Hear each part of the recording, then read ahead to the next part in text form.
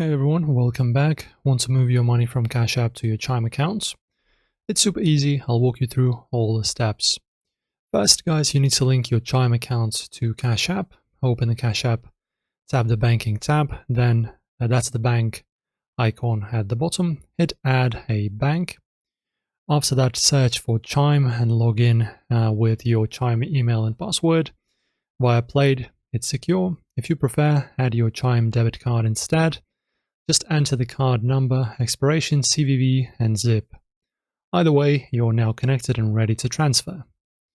Step number 2 is going to be sending the money in Cash App's banking tab. Tap Cash Out under your balance, enter the amount you want to transfer, say $50, and pick your linked Chime account or debit card as the destination. Choose Standard for free, takes 1 to 3 days, or Instant for a fee, usually 0.5 to 175%. Hit Done, confirm your PIN, and it's off. Now, guys, check if it's worked, open your Chime app, tap on Main, and look at your account balance. The money should be there or pending. Guys, that's how you transfer money from Cash App to Chime. Very easy.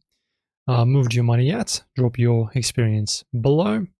And guys, of course, like and subscribe for more finance hacks. See you next time.